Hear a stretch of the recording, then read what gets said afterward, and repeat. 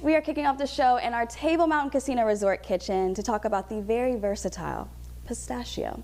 Today we introduce you all to a fourth-generation, family-owned and operated pistachio grower and processor. In our kitchen with us today is Jeff Nichols, Vice President of Supply Chain, and Christine Tregesser, the Senior Brand Manager from Nichols Farms in Hanford. Thank you guys for being here. It's great to be here. Lovely. Yeah, thank you, Kayla. Of course. And you guys brought a lot of stuff today. We did. So I know we're going to be making something fun. But first, I want to know a little bit about the company.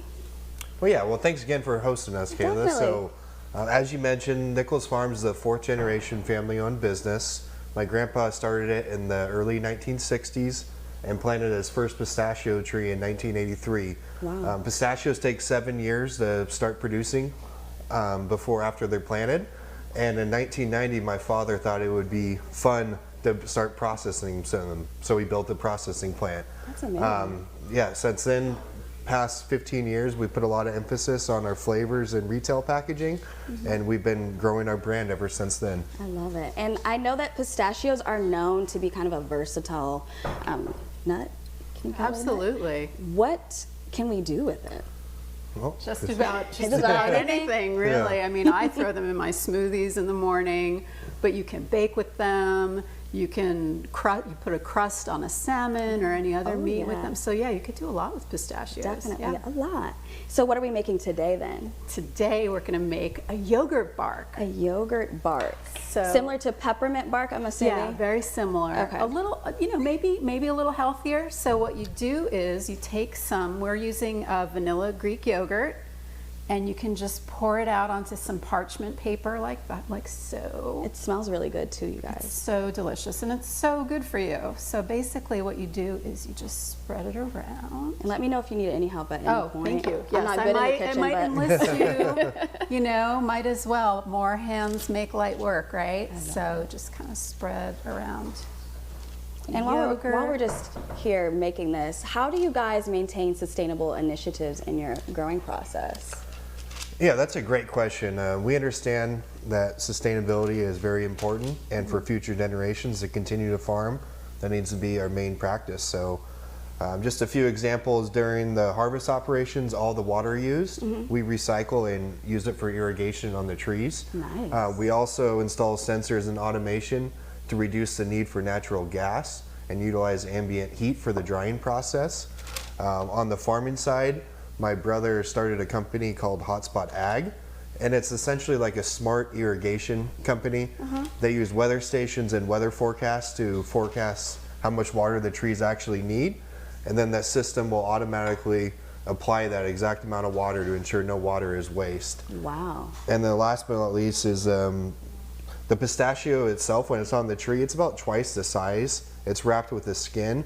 That's the first step of the harvest process, is we peel that. And it's really high in nitrogen and potassium, so we actually put that back into the fields as fertilizer as well. Wow. You guys do a lot. You care. Yeah, we're always looking to I love that. increase Yeah, for sustainability. sure. So That's a good thing to know.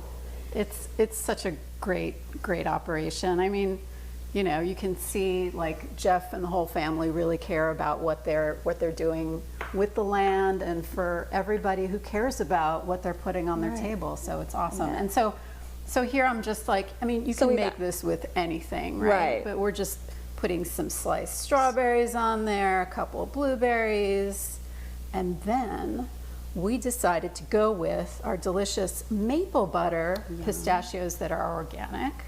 And Jeff is going to sprinkle some right on top there. Oh, here we go, you guys.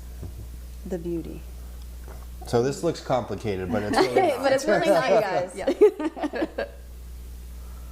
Oh my goodness. Usually how long does this take to make? So, I mean, the assembly process is however long, but then when you freeze it, you'll take this, you'll put it in the freezer. Watch, you guys, this is TV magic. It'll set up in 3 hours. And then you have Yay. this lovely, yummy treat that is also really good for you. Look at that. It's beautiful. And how do you even cut that open? I don't know. So you kind of just you can just get in there and break it up a little bit. You can break off some pieces. Can I taste a little bit? Yeah. Here. Thank you Just so got much. a little piece. Oh, it's like so nice and good. cold. Do you want to try some?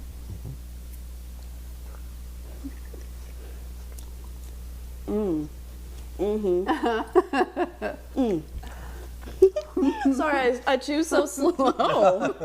It's cold. That's so good. Thank you guys so much. Thank you guys for coming here. And then they were in our Table Mountain Casino Resort kitchen. Just wanted to make a note of that. Coming up on Central Valley today,